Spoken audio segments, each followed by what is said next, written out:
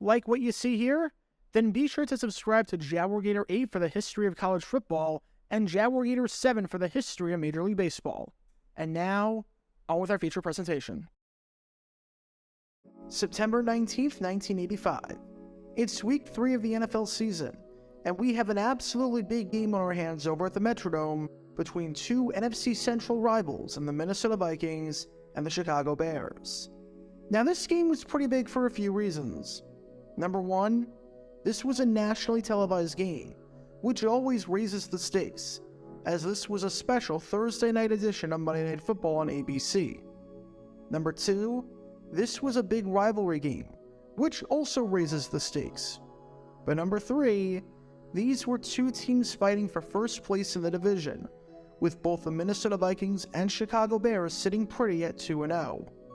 The teams could not be separated by anything early on in the year. The Vikings had 59 points scored, while the Bears had 58.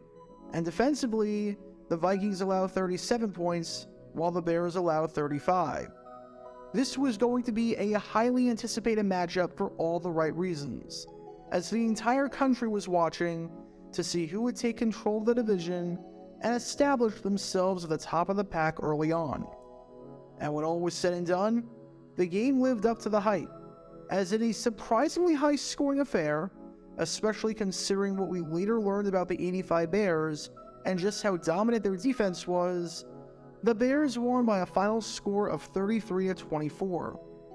Even though the Vikings had a 10-6 lead at the halftime break, the Bears exploded in the third quarter by scoring 24 points, including 21 straight to end the quarter to take it from a 17-9 deficit to a 30-17 lead. Jim McMahon came off of the bench, and after not getting the start due to an injury, talked his way into the lineup and convinced Mike Ditka and company to put him in the game.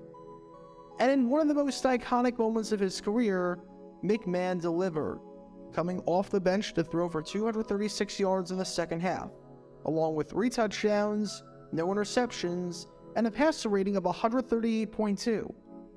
Combine that with a strong effort by Chicago's vaunted defense, as they forced 5 turnovers and held the Vikings to just 34 rushing yards on 2.2 yards per carry, and there's a reason why this win is still remembered nearly 4 decades later, especially if you're a Bears fan and you're trying to tell a story of that incredible 1985 team.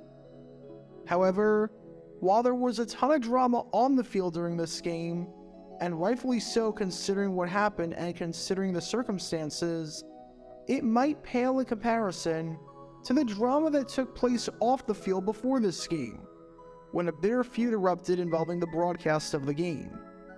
And this feud was between the executives at ABC and none other than the legendary future Hall of Fame head coach, Bud Grant, who you can learn more about by clicking the card in the upper right corner. Because prior to this 1985 game between the Vikings and the Bears, ABC was planning to do something that had Bud Grant enraged, and led to a massive war of words between the two parties.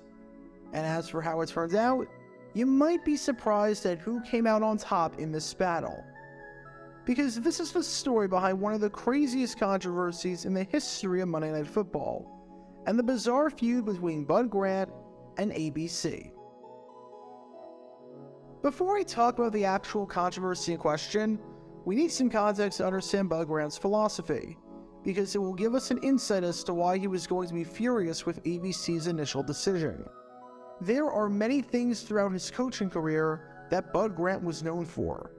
In fact, there were so many things that if you asked 10 different people what they remember most about Bud Grant and how unique he was, you might get 10 different answers. However, if you asked enough people, perhaps one of the most common answers you would get was about the respect that he had for his country, and in particular, the national anthem. Bud Grant was an extremely loose coach. He started training camp later than other teams, he kept the mood light, and routinely played practical jokes on his team and his coaches. But everyone's got a line that you don't cross, and everyone's got a limit. And for Grant, that was the national anthem, because how you lined up for the anthem was part of the game itself. In fact, he always began his game plan with the national anthem. There are countless, and I truly mean countless reports on Grant's reverence for the anthem and just how much he valued its importance. Prior to Super Bowl IV against the Kansas City Chiefs, a reporter asked him about the anthem, and Grant said, "We're on public display. We have cameras on us. We have a responsibility. They'll all stand the same way, and if they so much as move a muscle, I'll have their heads." Grant was really the first coach that felt this way, stemming from his time as the head coach of the Winnipeg Blue Bombers in the Canadian Football League, when he saw how the players respected the Canadian flag when O Canada was played, and he figured it was a good idea, as well as an appropriate display of courtesy and respect, to do the same in America. In 1967, when Grant got to Minnesota, he had a 25-minute drill in training camp that was just focused on how to stand and line up for the anthem, which he did every year since. Said Grant in 1972 on why he does it, "We have such a responsibility to young people. We can set an example for them. Perhaps our formation will instill in them the proper respect for the American flag and the country. That used to be taught in school, but I don't know if it is being taught anymore." One player even said that there was one game where they didn't even have enough time to practice their punt return coverage because they spent so much time practicing how to line up for the anthem. And Grant vividly recalled the 1975 game against the Buffalo Bills on national television on CBS, which you can learn more about by clicking the card in the upper right corner, where his team was prepared for the anthem and the Bills were not. As Grant said on that, "We were all standing at attention. Nobody was wearing jackets, nobody was moving, nobody was chewing gum, nobody was rocking and rolling." On the Buffalo sideline, they were over there, some of them huddled around heaters, some wearing parkas, some with their hoods on, some with helmets on. They were milling about, weaving, bobbing, stomping their feet. I have never gotten more letters in my life, or should I say, the Vikings never got more. I got files of letters from American Legion groups, from veterans of foreign wars, Boy Scouts, and veterans. They were complimenting the Vikings' respect for the anthem and for their country.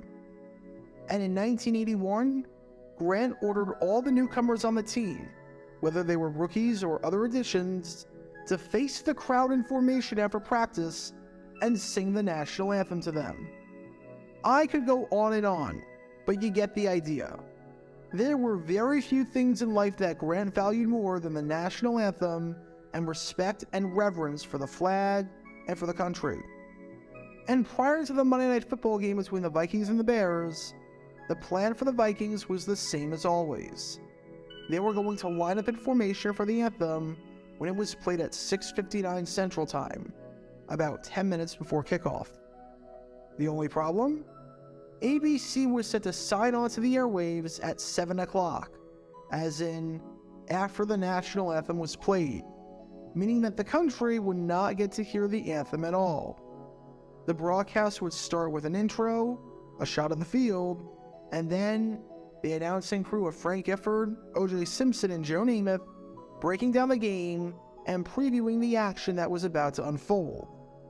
However, there would be no national anthem in all of that. No live version of the anthem, no version after the fact disguised as a live shot, nothing whatsoever. And when I say that Bud Graham was furious about this, oh man, I mean it.